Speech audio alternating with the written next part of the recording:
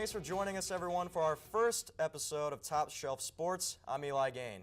And George Rodas couldn't make it with us, so I'm filling in for him, Fiorella Cola. The basketball scene in DeKalb has been hot this year. Yeah, that's right, and we've got a ton of action to get you caught up with, so let's get started with the NIU women's basketball team.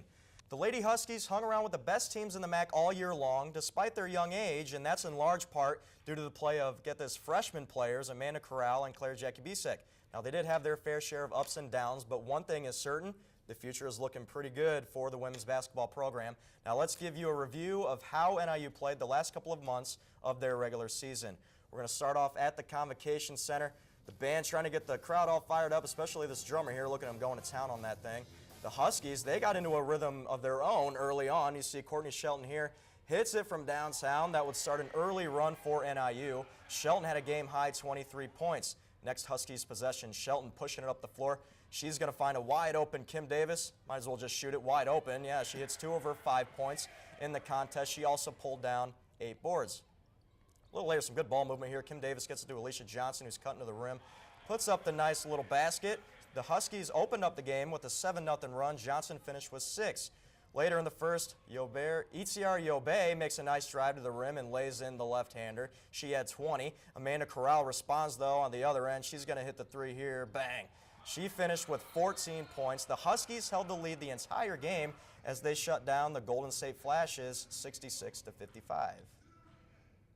After the win against the Flashes, the Huskies hit the road against the Bowling Green Falcons. The Lady Huskies hung around throughout the course of the game, but it was Bowling Green that came out on top with a 57-47 win.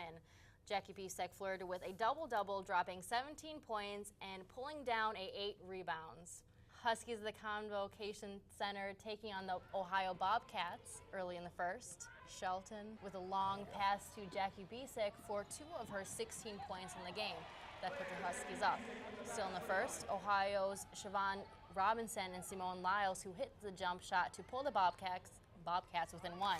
Minutes later, Davis feeds it to a driving Corral, who lays it in off the glass. She finishes with 9 points in the game, and the Huskies win this one 50-46. And after that slim win over the Bobcats, it was a little different when NIU took on Miami of Ohio. The Huskies shot over 54% from the field as they took down the Redhawks 70-58. Courtney Shelton had a career-high 13 assists, while Kim Davis put up a game-high 22 points. Shelton and Davis were 2 of 3 Huskies that were in double figures. Amanda Corral was the third with 14 points. And the Huskies went back to the convo to square up with the Redhawks. We're going to pick it up in the first half here. You got Kim Davis getting into Courtney Shelton's going to square up. And then she's going to end up passing it to Amanda Corral, who's going to hit this 3 from beyond the arc. We'll see her a little bit later. Still in the first, Shelton. She's going to find a cutting Claire Jakubisek for the layup to extend the Huskies' lead. She led the team with 17 points. Ball State with the rock now. Spreading the ball around pretty good before Amanda Crago finds Shelby Justice down low for the easy layup, and that pulls the Cardinals a bit closer. Later in the game, Brandy Woody makes a quick pass to Mercedes Miller, who's going to drop the 3. Nice little 3-pointer there, but this game, all Huskies. As Alicia Johnson here, she's going to dish it to an open Corral. She's going to hit another 3. I told you we'd see her again. She'd finished with 10 points on the night, and the news wasn't all good, though, for the Huskies. Time winding down, Claire Jakubisek goes down with a broken foot. That ended her season, but the Huskies got the win 58-44. Here we have Amanda Corral getting loose before their big game. Huskies sporting pink jerseys for the Breast Cancer Awareness Month against Eastern Michigan in the Convocation Center. Unfortunately, Claire Jakubisek sitting out with a broken foot. Early action, Amanda Corral hits the tray from the corner of the 3 of her 7 points on the game. Moving ahead a bit, Alicia Johnson finds Jenna Thorpe putting in the right-hand layup, but this is when Eastern Michigan takes it over. And it is Tavlin James' show in the convo here as she's pulling up for a nice step back 3-pointer. Look at that one. James led the MAC in scoring this season. Here's James again off the pass, driving in the paint, and then the short jumper. James scores 29 on the night. Eastern Michigan wins big, 77-57. And the story wasn't any better after NIU lost by 20 to Eastern Michigan in that last highlight. They began their two-game road trip against Central Michigan. The Chippewas completely owning the Huskies in this game from start to finish. Central Michigan handed NIU their second straight 20-point loss, 73-50. From Michigan to Ohio, the Huskies went to take on the Toledo Rockets. NIU put up a season-low 39 points that extended their losing streak to 3 games. It was a tough defensive effort, but not enough offense to take home the W. And after the two-game road trip, the Huskies headed home for their last regular season contest. There you see Courtney Shell and Kim Davis being honored on senior night. They took on Western Michigan. We start late in the second half. The Broncos fighting back. When Arielle Anderson hits the raindrop, then with 2 minutes remaining, Corey Buchanan fouled hard by Jenna Thorpe there, but she gets it to go. She would hit the 2. She did not get it to go, but she hit the 2 free throws is what I meant. That cut the Husky lead to 1. Cutting the Husky lead to 1. Jeez, next Broncos possession. Anderson with a kick out to Julia Henson, who comes up in the clutch, putting Western Michigan up by 2. Under 15 seconds, Broncos turn the ball over on the inbounds. They could have won it if they got it in cleanly, but we're going to go to the next inbound, NIU. Courtney Shelton inbounding it to Satavia Taylor, says, "Give me the rock, girls. I'm doing this all on my own." She finished with a season-high 20 points, and we went to overtime. But Broncos too much. It was definitely Anderson. She took over for the Broncos, shredded the Huskies defense, putting up 29 points as NIU lost their 4th straight game, 66-64. And NIU took on Western Michigan again. Just a few days later, they would avenge their OT loss by defeating the Broncos by 17. Well, that takes us to the end of the regular season, but we're not done yet. Oh no, we got the Lady Huskies. They had themselves quite an adventure through the MAC tournament in Cleveland. And I guess that last game that I was talking about, Western Michigan, was their first round in the MAC tournament. So they advanced to the second round, which we will have for you next. Well, let's take a look at those highlights.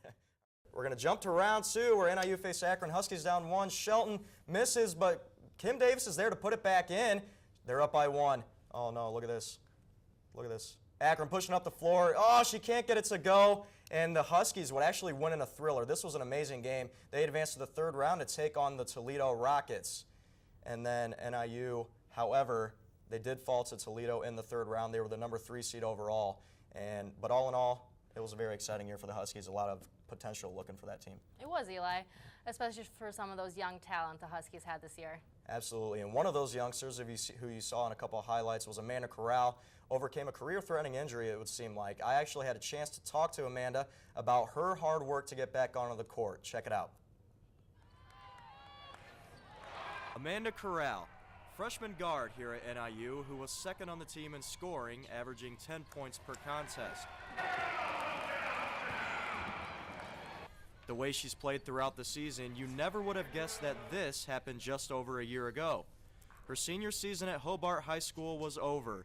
A torn ACL and partially torn MCL, possibly shattering Amanda's dream of playing college basketball.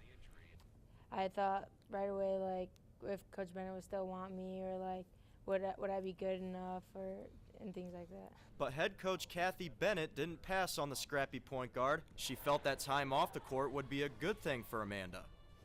I just think when you have an injury like that, it shows you how much you love the game. I think it helps you become even more committed because you don't ever want to be without it again.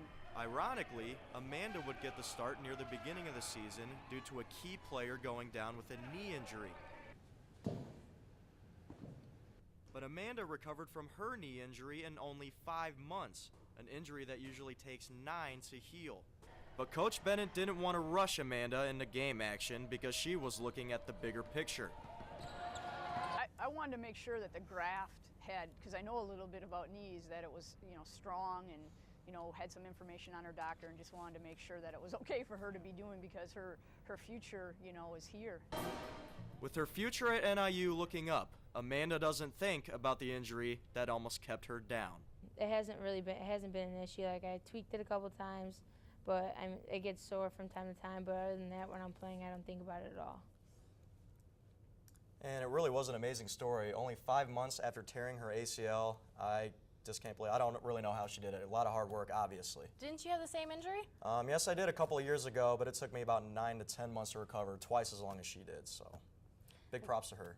Well, when we come back, we'll do just the same thing, but this time with the men's team. Sad to say, though, they didn't have as many wins. Stay with us. You're watching Top Shelf Sports.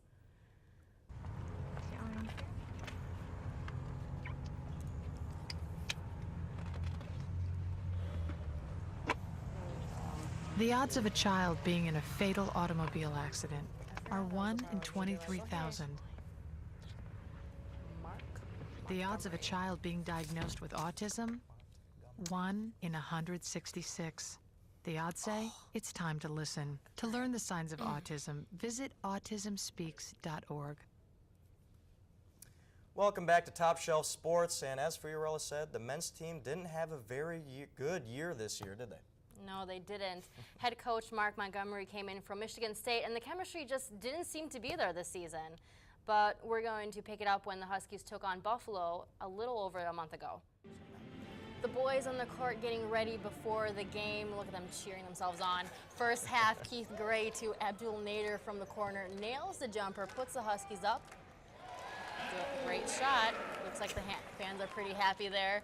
Stanberg finds Axel Boylan here, drops it from downtown. Huskies up by 5. Huskies still feeling it. Look at that one, happy. Fan. Tony Nixon moves it in and makes a tough shot here to keep them in the lead. But then Buffalo takes over. Tony Watson kicks it out to Dave Barnett, who hits a 3 to put the Bulls up 18-15. Wow. Buffalo pulling away. Jared Oldman swings it to Zach Felsen, who scores from downtown. Buffalo led by 25 at one point. They won this one easily, 74-59. And the next game, the Huskies took the floor against the Ohio Bobcats. It was all Axel Boylan early on. Makes the and one here foul. And you're going to see him a little bit later here. He's going to take the pass. He's going to hit the 3, money, slick, just like his hair, perfect. Fans getting all into it. Then you have Abdul Nader kicking it to Keith Gray. He'll finish and he'll get the and one, draw the foul. He would make the free throw. And then it was all Ohio in this one. You have Ivo Balsic to Reggie Keeley. He's going to make a nice little move here to the rim. Goes up strong, gets it to go. And then you got Stevie Taylor. Look at this little quickster. Look at this guy. Jeez. Little short guy. Those guys are always fast. He finished at the rim pretty tough. And Ohio wins the game 67-58. That little boy is not very happy. The boys had a rough one on the road in Bowling Green. It wasn't even a close at the end of this one. The Falcons with a dominating 25-point win.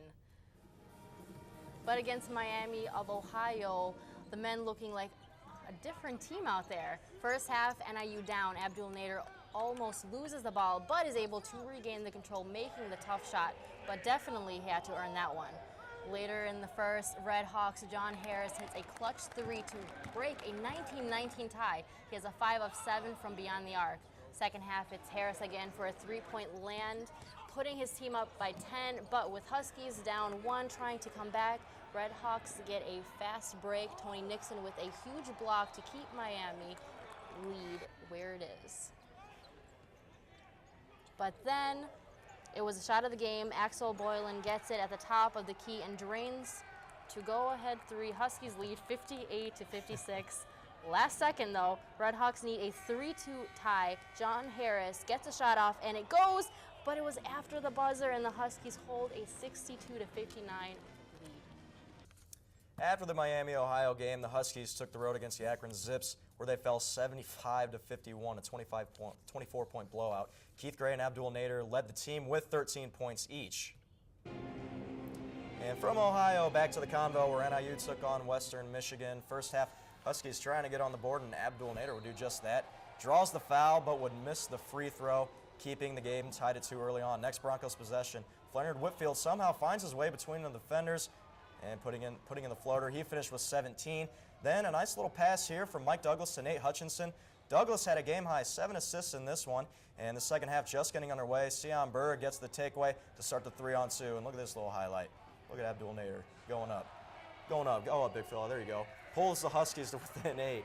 But Western Michigan was too much as Austin Ritchie drills the wide-open tray here. Boom, and that shot pretty much sums up the game as the Huskies literally go down just like that, 78-53. And the Huskies' losing woes continued when they hit the road for 3 consecutive games. Yes, they did. NIU dropped all 3 games on the road, but the most heartbreaking one was against SIUE when they lost on a buzzer beater. The men went into their last home game on a senior night against Toledo, and it was a close one all the way to the last play. Pick it up in the second half, Toledo trying to play keep away from NIU defense, but Tony Nixon gets the big steal. Huskies move it up court. They get it to Keith Gray for the and one. Giving the Huskies a victory in their final home game. Great job, guys. The Huskies' last game of the regular season was at Ball State, where they fell 62-51. But it wouldn't be their last game of the season once MAC tournament play started. That's right, Fiorella. NIU traveled to Eastern Michigan for their first-round matchup against the Eagles. The Huskies pulled off the upset with a 3-point win that surprisingly advanced them to the second round. It did provide a little bit of energy for the Huskies, but unfortunately the energy wouldn't last long. Just a couple days later, NIU fell to Western Michigan 71-54. And hey, we're not done yet. When we get back, we got action from the NCAA tournament. Stay tuned. You're watching Top Shelf Sports. Global warming. Some say irreversible consequences are 30 years away. 30 years? That won't affect me.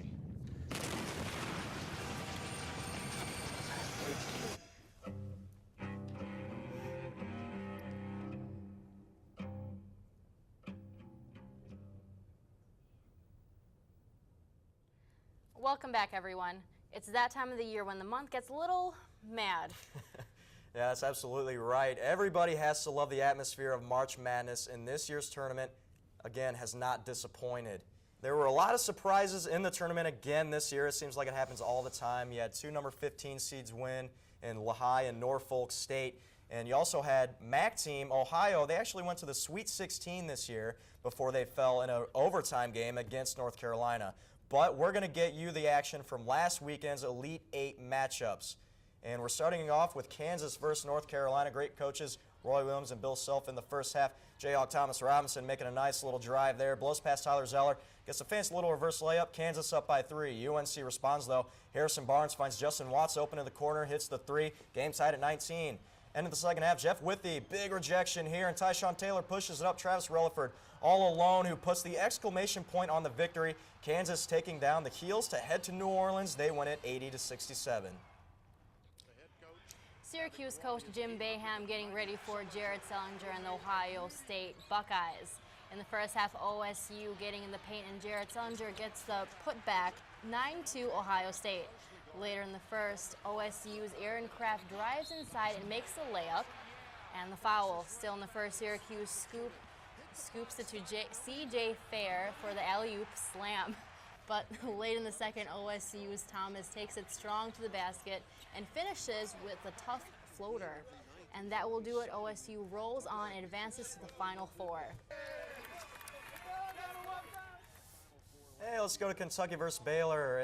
We're going to pick it up in the first half. Baylor's Quincy Acee gets it to the other Quincy Miller. Quincy Miller for the tray. Baylor going up by 5 early, would not last. Later in the first, Kentucky's Terrence Jones walks into a steal here and leads it to Anthony Davis for the big slam. Look at that. That dude is long. One long boy. Then Kentucky on the break again. Michael Kidd-Gilchrist takes it in for the layup inside. And then Kentucky, they just get on a roll. It's Kidd-Gilchrist again slams it down. And then, hey, look who it is. Guess who? Kidd-Gilchrist. Look, he's going to put up this 3. Drains it. And then you have Terrence Jones. Puts it up for Anthony Davis for the impressive slam. And Kentucky is now up by 15 in the second. Terrence Jones misses the free throw. Gets that rebound. Slams it down. Kentucky up big, 69-50. Kentucky seals the deal with the 82-70 victory and take their seat at the Final Four. Finally, we got Louisville versus Florida. Both coaches looking ready for this one. With 5 minutes left in the game, Louisville's Ross Smith pulls up in the lane for the jumper, cutting the deficit to 1. Soon after, Smith drives and finds Sean Bohanna for the smooth finish and close. Game tied at 66. Then with a minute left, Bohanna with another basket in the paint to put Louisville up by 1. With just 20 seconds left, Louisville turns it over to Florida's Bradley Bale, hit with a crucial traveling call. With Florida down by 3, Bale misses the 3 to tie. Then Kenny Fullerton misses with another 3 attempt. There you go, the attempt. And Louisville hangs on to advance to the Final Four. Great job, guys. Said it right there. I think the one thing that he did. So the Final Four is set in New Orleans, Fiorella, and it should be an entertaining finish. Oh, absolutely, Eli. You can see any of these teams can take it. And when we come back, I go up against Northern Star sports editor Jimmy Johnson on some pressing sports topics. Stay right with us.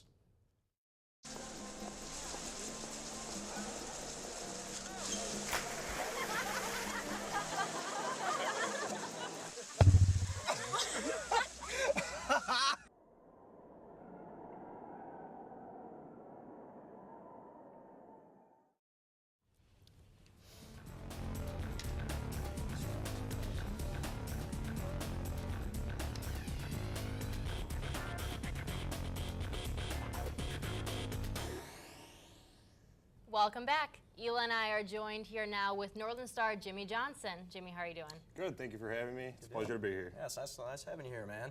So this is how it's going down. I'm going to introduce a topic, and then you two boys are going to have 30 seconds each to tell me what you think. Easy enough? Yes, ma'am. So let's get started. Time for strike one. First topic. NIU football team has had a very successful year this past season, winning the MAC championship and winning the GoDaddy.com Bowl. But Chandler Harnish has since graduated, and with the return of linebacker Devon Butler, how do you feel the team looks going into the new season? Jimmy, you have the floor. Well, I think, offensively, that's where all the question marks are. Mike Dunbar, the new offensive coordinator, this is going to be Jordan Lynch's third offensive coordinator in 3 years here. So it's a matter of how he's going to complement the pieces around Jordan. Returning, Logan Pegram, Martell Moore, and Perez Ashford. So only 3 guys offensively. Defensively, though, 10 of the 11 returning starters, so I think they'll be fine. I would expect them to compete for the MAC championship once again this upcoming season. Absolutely, and on the defensive side of the ball, last year they were sketchy. Didn't really know what was going on with them. They were missing Devon Butler, missing Tyrone Clark. They're getting those guys back. Those are leaders. Those are like, team pump-up type of guys. You got Sean Progar returning on the defensive end. And, Dave Doran's just a defensive-minded coach. So, I think on the defensive side, NIU can actually do a very good job this year compared to last year. They improved a lot, and now I think those younger guys are getting older. It's going to be interesting to see how they actually play this year. I'm looking forward to it. Not bad, guys. Now for strike two. Excluding football, fan support has been pretty weak at NIU, with perfect example being the audience at the basketball games and baseball games that we have here. Now, why do you feel people aren't coming out to see the NIU sports team? Eli? Well, I think this might be kind of a topic maybe for any sport that's kind of, mid-American conference type of league. Football is everything at any university. Just not a lot of people really go to these smaller schools and go to those types of games. They don't seem very fun. They could be fun if you do go. Don't get me wrong, but like the basketball team, they've had not a very good year the past few years, so they're struggling. So I just think that's the main reason is you just don't have the atmosphere, the football atmosphere, is when it comes to those other types of sports. So. Well, you know what? I think it's just a matter of teams that win. And unless you're not going to put a winning product out there, no one's going to show up. I know we're not talking about football, but by the time it comes halftime, the majority of the crowd leaves because, they want to go out and do other things. So, it's a weird situation with NIU. Once the men's basketball team, if Mark Montgomery kind of point them in the right direction, I think fans will come out. But until then, fans are not going to care and they're not going to show up. Women's basketball, kind of in the same direction, coming out this last season, but I think things will eventually get better. So, definitely. And that brings us to strike three. As we mentioned earlier, the NCAA tournament has reached the Final Four. Guys, who's the next tourney champion? Jimmy, go ahead. As much as I hate to say it, Said it right there. I think the one thing that he did. This Kentucky team is just stacked. There's a handful of guys that are probably going to eventually go in the NBA. By far, Anthony Davis will probably be the lottery first pick for this year's draft. When I compare him against other teams, I just don't see it ending up. I don't think it's fair. In the end, I think Calipari's boys, for one of the few times, will pull through and they'll come through and they'll win the national championship this season. I have the exact same feeling as you do. Not a big John Calipari guy, but Kentucky, they're loaded with talent, and they're all young, freshmen and sophomore, all so unselfish. And like you mentioned, Anthony Davis, he could win Player of the Year, Defensive Player of the Year, and then even get drafted #1 overall. And I don't think that's ever happened with one player in his college career. A team I do want to look out for is Kansas, just because of Bill Self. Thomas Robinson, Tyshawn Taylor. You know, it seems like those guys just always get out of those little funks, and it seems like they perform when the time is right. So it'll be interesting. Nicely done, boys. Jimmy, you have to stop by again soon. Yes. Absolutely. Yeah, you know, I'm just a phone call away, so hopefully I'll see you guys soon. Well, that's all the time we have here at Top Shelf Sports. And we'll have tons more for you next time. Be sure to tune in. For Jimmy Johnson and Eli Gain, I'm Fiorella Cole, and we'll see you next time.